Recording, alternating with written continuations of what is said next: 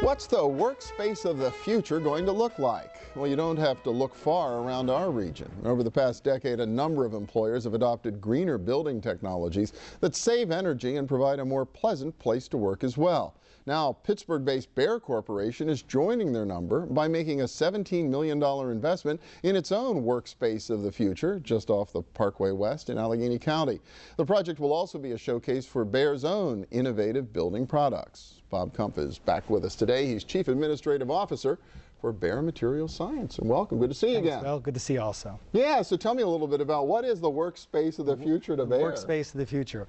Well, you know, we had this opportunity to make an investment, and we said we need to do some renovations. We had the opportunity to bring some people onto our campus and say, well, let's pursue three goals. So first of all, we have a commitment to sustainability. So this was a chance to demonstrate our commitment to sustainability in a very real way through energy savings technologies, and there's lots of those in the building.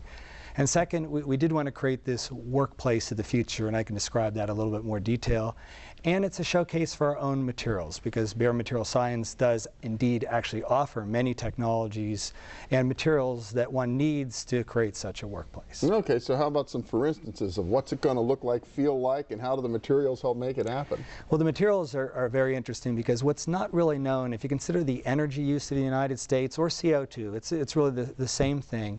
The biggest part of our carbon footprint or energy use turns out to be buildings, whether it's residential buildings and commercial buildings combined. So the very first thing that we can do, the smartest thing that we can do, is invest in energy savings technologies, and that would be insulation, so our polyurethane insulating foam, LED lighting, which contains our Macrolon polycarbonate, and this is an interesting one, daylighting. So we have lots of use of Macrolon transparent materials so that the daylight flows into everyone in the building. And I always look at energy efficiency as, you've heard this phrase, the fifth fuel. It's the very first thing that we should do is not use energy through efficiencies. You hear about some of the statistics of how much energy we waste, especially in our commercial buildings across the country. Yeah. It's astounding. It's amazing.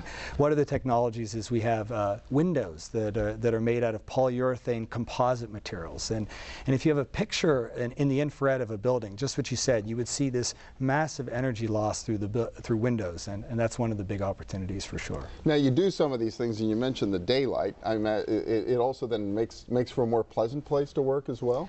Yeah, one of the thoughts that we had is, you think about the nature of work has certainly changed dramatically. Just think about how we work every day. The workforce is changing, and that's rather significant, and the workplace hasn't really changed. And we learned from a consultant that we worked with is that the modern office was designed in 1880 or something like that. So 1880 to now. So we incorporated in these ideas, the workplace of the future. There'd be a lot more collaboration space. 100% of the workplace in this building will have natural light.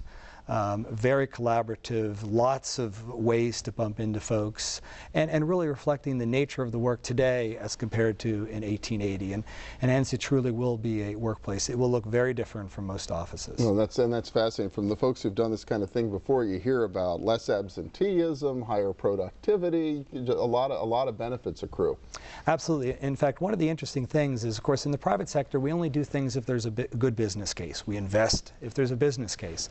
And I think in the case of buildings, one has to expand our mind a little bit what makes a good business case. So 80% of a cost of a building is not building it, it's the operating cost. So that's something over time. What I find really interesting is think about the people in that building. These are knowledge workers, right? That's a building filled with, I'm biased, some of the best scientists, engineers, supply chain experts, financial experts. Those are knowledge workers, and what they do is really what that building's about, rather than, you know, it's some initial cost. So yeah, the better they feel, the better they work, the more creativity hopefully you get, the better productivity and everything. And that needs to be part of the business case, because it's real. We're good at counting other things in the business case, and we need to do more of that. Only a little bit of time left, but I want to talk about, I mean, you're walking the walk there in your campus on the Parkway West, but you're also talking the talk in some creative ways as well, educating people. The new Consol Energy Center, Bayer has a presence down there as well, right? Educating? It's terrific. So, you know, we love having our headquarters, our U.S. headquarters here, and one of the reasons is organizations like the Penns, they have this great history. So with the Penns, we had the opportunity to do three things that we really find interesting. First of all, science education. Second of all, sports. And then third, sustainability. So combining those, we have these kiosks that the science of sports. So when the kids get down there to look at a hockey game, you know, if you tell a kid we're going to study the thermodynamics of phase changes, they're going to run out the door, right? You say we're going to go to a hockey game and learn about why a hockey puck flies so quickly across the ice, we might you know, interest them in science. And that's the initiative we have there. They're around the arena, and particularly near that very large hockey helmet that you may have seen, these the science of sport kiosks. And very exciting. And the last thing, too, that's very new also is the new presence at the Carnegie Science Center itself, really getting to the heart of educating kids about science. You know, that really is the heart. And I've personally been fortunate enough to be involved with the Science Center for almost as long as I've been in Pittsburgh. And what a resource that we have there. And if you've ever been there and see how the kids, when they get into this hands-on science mode, how inspiring that could be, that's really worth the investment. So now you've branded the theater.